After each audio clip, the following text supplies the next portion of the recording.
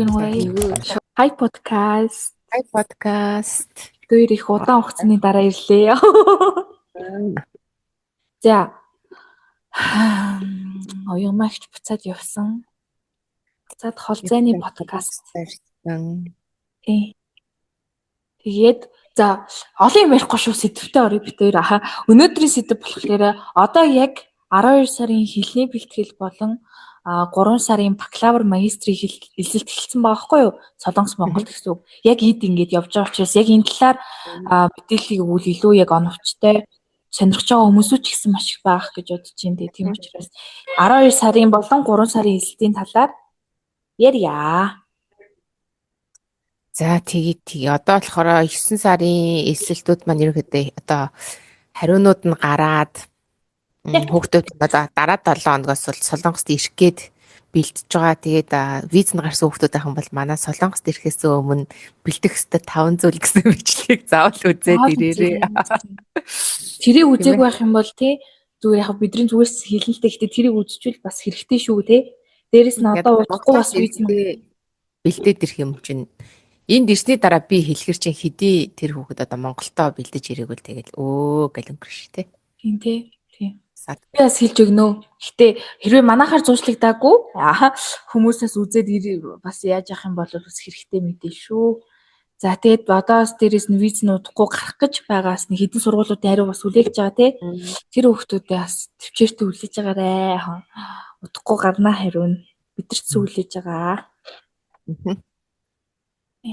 За одоо болохоор 12 сарын эсэлт маань 9 сарын 20 хүртэл хүүхдүүд одоо нөгөө наадам ингэж орж ирчээ жоохон амар тайван амгалан багч байна тий. Яарсан сандарсан юм байхгүй нэг тийм тайван. Тэгжээтлэг 12 сарын эсэл чинь оны эсэл чи дуусч шүү манайхаа. Би одоо энэ хүн болгоно үг хэлдэг. 12 саргийн хол сонсогдож магадгүй. Гэхдээ эн чинь процессын хувьд удаан үргэлжилдэг учраас эсэлт нэглээд эрт харагдчихдаг. Тэгэхээр одоо 12 сарын эсэлтийн хэлний бэлтгэлийн эсэлт нь эхэлсэн бараг удахгүй дуусах чаа гэсэн үг. 3 сар ч гэсэн эхэлсэн байгаа гэсэн үг. За ямар ч эсэлттэй холбоотой мэдээлэл таад одоо пэйж хуудастай чат матар авчиж болно. Бид хоёрын өнөөдрийн хэлэх гэж байгаа одоо нэг шин соргог мэдээ юу вэ гэх юм бол Солонгос улсад тэр нь одоо хэлний бэлтгэлээр хэлний бэлтгэлийн шинэ визний одоо нөгөө төрлөөр оюутнууд элсүүлж эхэлсэн байхгүй юу?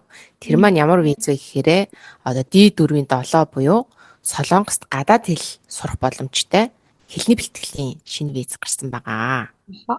Тэгэхээр гадаад хэл дотроо ер нь одоо бид нар бол одоо англи хэл дээр бол бүртгэл авч байгаа тий.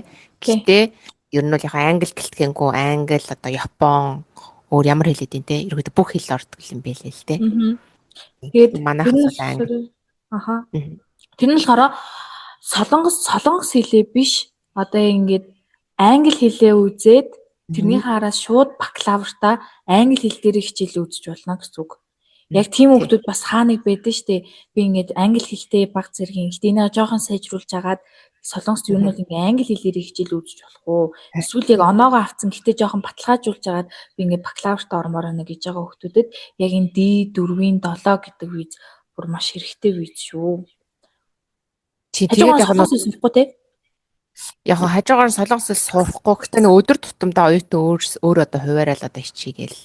Тэгэх юм бол ингээ хос байгаа юм чинь тийм. Хоёр хэлж сурах боломжтой болчих жоох. Тэг ер нь бол нөгөө одоо энд ингээд солонгост ингээд англи хэл дээр ингээд тэтгэлэгтэй сурдаг хүүхдүүд ч юм хараад ахаар нөгөө Америкийн орнуудад илүү сурснаас хамаагүй хямдхан тусдаг гэдэг тийм билээ. Төлбөрийн хувьд ч дээр зэрэг дээрс нь сэтгэлгээ авах боломж нь ч гэсэн солонгост илүү боломжтой учраас ингээд англи хэлтэй ч гэсэн солонгост ирээд ингээд англи хэл дээр хичээл үздэг хүүхдүүд айгүй их байдаг юм бэлээ.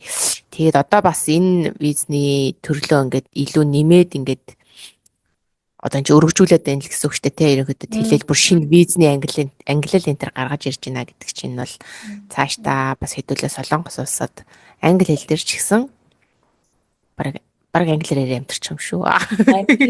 Тийм. Тэгээд дээрэс нь одоо жишээлбэл манай компани чинь бас Филиппин руу явуулдаг. Филиппиндээс очиж англи хэл одоо сурч байгаа штэ вакуум живснаар тэрний төлбөрийг бодох юм бол хамаагүй хямд байгаа байхгүй юу? Тийм, Бүр солонгос хамаагүй хямд. Тийм. солонгос Тэгээд хэлний дээрээс нь бэлтгэлийн төлбөртэй яг адилхан. тийм. Тэгээд дээрэс нь тэр чинь зөвхөн хэлний бэлтгэл сурах төлбөр биш. Бас ингээ бакалавртаа ингээ цаашаа одоо орох шууд боломжтой гэх юм уу? Одоо Филиппин ч юм уу эсвэл өөр бас улсууд руу Хонконг ч юм уу эсвэл ингээ Сидней мэдэр англи хэлний бишээ Сингапур өдрлөө англи хэлний сургалтанд явдсан шүү дээ. Тэлээгээд цаашаагаа шууд бас ингээд бакалаврын хөтөлбөрт хамрагдах боломж бол баг байдаггүй шүү дээ.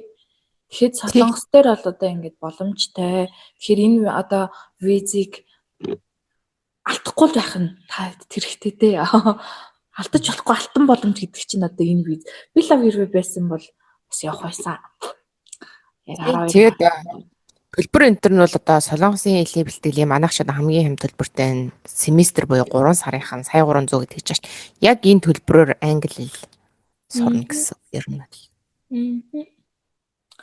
Тэгээд дээрэс нь нэг бас тийм амир юм сургуулийн үед ч гэсэн нэг тийм энгийн ч юм уу дундаж сургууль бол биш. Бас ингээд технологийн салбартаа ундаг явж байгаа сургууль учраас гайгүй сайн сургуульд боломжийн үнээр англи хэл дээр хичээлээ үзэх алтан боломжтой болж байна гэсэн үг. Дээрэс нь энэ нь болохоор цахим визтэй те, энгийн цахим визтэй те. Тэгээ батландагч шаардахгүй гэсэн. батландагч шаардахгүй. Хэлний бэлтгэлтэй адилхан юм шүү дээ. Солонгос хэлний бэлтгэлтэй. Тэгэхээр тийм байна. Бид нар тийм боломж байна. Дээрээс нь дотор байранд орох боломжтой. Хэрвээ өсвөл орох боломжтой. Орохгүй байсан ч гэсэн болно. Зарим сургуульч заавал эсвэл зарим нь огт оруулахгүй гэдэг бол энэ орч болно, орохгүй ч гэсэн болно. Байсан ч болно. Тийм. Ийм боломжтой нэг шинэ хэлсэлт одоо орж ирсэн. Тэгэхээр энэ дээр бүртгүүлээрээ алдаж болохгүй алтан боломж. Бусдаар бол энгийн сургуулиуд маань бол байгаа шүү дээ. 20 гаруй хэлний бэлтгэлийн сургуулиуд маань. Энгийн сургуулиуд байгаа. Тэгээд яг уу англи хэлээр би сурмаар байна гэх юм бол одоо сургуулиудад нөгөө англи хэлний мэрэгчлэр 100% хичээл англи дээр үзэх боломжтой ингээ цөөхөн мэрэгчлүүд бас байгаад байгаа байхгүй юу? Одоо жишээлбэл нэг сургууль дээр гэхэд 2 мэрэгчлэр бол одоо яг 100% би англи дээр хичээл үзэх боломжтой ч гэх юм. Тэгэхээр магадгүй одоо Америк, Австрали үнэтэй орнуудаа бодох юм бол одоо энэ Азийн орнд арай хямд төлбөрөөр дээрээс нь тэтгэлэгтэйгээр 100% англи хэл дээр хичээлээ үзээд бас ингээд заавал Корет гэхгүйгээр те Конго гэж болж гин, Сүгмян байж болж гин. Эдгээр сургуулиуд бас англи хэл дээр сурах боломж нэгдэд. Ерөнхийдөө сургуулиуд одоо хараад ахаар English track-ээ ингээд мэрэгчлүүдээ аюу нэмээд илээ. Одоо өмнө нь ч юм бол нэг 2 мэрэгжилтэй эсвэл 1 мэрэгжил гэ байсан бол одоо топ сургуулиудаас эхлээд англи хэл дээр сурах боломжтой мэрэгчлүүдээ ингээд 3 4 5 гэд нэмээд яваад илээ. Тэгэхээр илүү л боломжтой л болж байгаа гэсэн үг. Илүү боломжтой. Дээрээс нь эн чинь хамгийн гол нь энэ англи хэлний хөтөлбөр одоо англи хэлээ үзээд бакалаврт орох хөтөлбөр нь бас тэтгэлэгтэй шүү дээ. Үндсэн нөгөө нэг юунасээ тийм бодоход бүр маш гоё боломж байцтай. Солонгос сурахын бас нэг давуу тал чинь тийм шүү дээ. Би зөвхөн хэлний оноогоороо нөгөө тэтгэлэг авах боломж нь амар өндөр байдаг. Тийм заавал одоо нөгөө миний би эсэч гэдэг юм уу те эсвэл миний 10 жилийн дүн багшийн тодорхойлт инээ тэрэг гэхгүйгээр зөвхөн би хэлнийхээ оноогоор нөгөө тэтгэлэг авах боломжтой байдаг арай бас бус дорноос амар даваа тал болдог шүү дээ. Одоо ингэж юу гэх юм бид нар та нарт тэтгэлэг өгөө манаа цураач л гэдэг гэсэн үг. Тэгэхээр бусдаар бол Хятад, Япон эдэрт бол тэтгэлэг болох амар хэцүү байдэн шүү дээ. Солонгос бол ингэж тэр тал дээрээ гадаад оюутнуудаа аягүй сайн дэмжиж өгдөг хөтөлбөртэй юм шиг надад санагдаад байгаа. Зя тэгээд зөвхөн гадаад оюутан гэдгээр ч би тэтгэлэг авах боломжтой шүү дээ. Харин тийм гадаад оюутан гадаад боломжтой. Тийм байна. Тэгээд дээрэс нь за яхаа одоо яг 12-аад сая 6 сард 12-аад төгссөн 9 сард амжаагүй хүүхдүүдээс үдчиж магадгүй. Одоо нөгөө 9 сарын хэлэлтэд тэгэхээр одоо 12 сарын хэлэлтэнд одоо битүүрийн саяны хэлдэг D4-7 гэдэг энэ сургуулийг энэ тэтгэлэгтээ энэ визээр явах боломжтой байх нь байна. Зүгээр би яг солонгос хэлээ сураад солонгос хэлнийхээ бэлтгэлд явъя гэсэн ч гэсэн боломжтой гэсэн үг. Энэ сургууль руу ч боломжтой өөр дахиад цаана зөндөө олон сургуулиуд байгаа. Тэр дундаас хурж ирээ сонгоод тэгэл явах боломжтой гэсэн үг. Тийм. Тэгэхээр дангааз энэ бас англи хэлний хөтөлбөр зарлагдаад байгаа юм биш. Хажуугаар нь энгийн нөгөө хэлний бэлтгэлүүд бас байгаа. Мастерс байгаа, бакалавр ч гэсэн байгаа. Тий, одоо магистрийн магистрийн хувьдаа хэлээ хэлэх үү? За тэгээ. Магистр одоо нөгөө Монголд байгаа хүмүүс чинь ингээл нөгөө 30 гарцсан хүмүүс маань хэлний бэлтгэлээр би явах боломжтой юу? Одоо нөгөө 35 хүрсэн гэсэн үг шүү дээ, 34 35 хүрсэн. Манай андуудаа. Манай хичээ андууд. Манай андуудтай зориулж хэлэхэд та хэд маань шууд магистртаас ирэх боломжтой болсон шүү. Яа тэгвэл хэлний бэлтгэл угаасаа нөгөө нас одоо нөгөө яг хуу сургуулийн насаагаа бүтэн тийм визэн дээр ингээд нас заасан байдаг учраас хэлний бэлтгэл яаж ч утсан боломжгүй болчихдог байхгүй. Тэгэхээр андууд маань магистрт шууд ирэх боломжтой байгаа шүү. Гэхдээ нөгөө нэг юу гэх юм топик оноогүй гэхэлэр айгүй олон хүмүүсийн буруу ойлголтууд байдаг. Яг топик оноогүй гэхдээ бүр юм гүнзгийрүүлсэн хэмжээний том төвшин таадаас шаардахгүй. Гэхдээ мэдээж хэрэг бас ингээд иммиграшнэр материал чинь ингээд орж байгаа учраас май гэдэг өх топикийн оноо байхгүй учраас хэдүүлэнд нь юу хэрэгтэй байх нь бас нэг юм бичиг хэрэгтэй хана шүү дээ. Тэр бичгийг яаж авах вэ гэхэлэр сургуулийн шалгалт өгнө. Сургуулийн шалгалт нь топикийн шалгалтаас харьцангуй бүр амархан юмнууд байгаа. Тэгээд бас дээрэс нөө шалгуур оноо нь буюу одоо жишээлбэл топик биш топик ч юм болохоор 200 300 400 одоо тэгжиж топик 4 1 2 3 4 5 гэх ингэ болдоо штэ. Тэгэхээр энэ шалгалтын зүгээр яг хідээс дэше авбал хэлээ. 60 лөө. Шалгалт тий 60-аас дэшиг авсан байхад бол сургуулийн шалгалт тэнцсэн. Тэгээд иммиграшн төр чи ингэ бичгтэй болчихно гэсэн үг. Тэгээд визэнд орох боломжтой болоод ирэх боломжтой болчих. Гэхдээ нөө тий топик оноогүй ч гэсэн таад манаас нөгөө солонгос хэлний дунд түвшний мэдлэгтэй байхгүй бол хичээл маань шууд нөгөө солонгос хэлээр орчих учраас яг хэлний бэлтгэлтэйгээ хамт хавсарж л байгаа л да. Гэхдээ хавсарсан хэлний бэлтгэл маань ч гэсэн жоохон агсан түвшний хичээл заагаа явчих учраас ингээд ихтгэл мэдхгүй хүн бас хэцүү. Ирэх хэцүү болчихдог. Тэгэхээр ямар ч байсан аль биесны оноогоо өгж амжаагүй ч гэдэм үү тийм хүмүүс бол бас шууд ингээд манай визатай магистрийн хөтөлбөрт хамрагдаж болж байна. Насны хязгаар гэж бүр нэг амар. Гэтэ бас нэг тэр чинь тодорхой хэмжээний сурах нэг насны нэг заалт байгаа шүү дээ тий. Тэрийг ал биелүүлсэн байхад тэгээд ер нь бол бусд нь бол болно гэсэн үг. Англи хэлээр сурмаар яваас сурж болж байна. Тэгээд дээрэс нь үнэхээр л явъя гэд зорж байгаа хүмүүс ч угаасаа айгүй айхтар байдаг шүү дээ. Яг одоо юу гэдэг за 3 сарын тэддэх ээлжийн эсдэн явъя гэж байгаа юм бол одооноос сайн өөрөө баг анхан шатны мэдлэгтэй л ихэд өөрөө одоо тэр шалгалт авах өдөр хүртэлч гэх юм уу те яг явах хүртлээр солонгос хэлээ бас шахаад үзчихвэл бас өөрт нь зүгээр яг явъя гэж шийдсэн хүнд бол тэр хэмжээний зүтгэлээс гарна шүү дээ өөрөөс нь тэгээд явах боломж чи угаасаа одоо хэлний бэлтгэл явах боломжгүй насны юм болчихж байгаа юм чинь яаж л зүгээр энэ боломжийг атгаад Монголтой гэс дунд хэмжээний мэдлэгээ авангуудаа солонгост очиод тэрийг бүр сайн ингээд дахиулаад үндсэн хичээлийн үзхийн хажуур хэлний бэлтгэлтэй яваад энэ виз бас шууд магистрт гэсэн үг шүү дээ.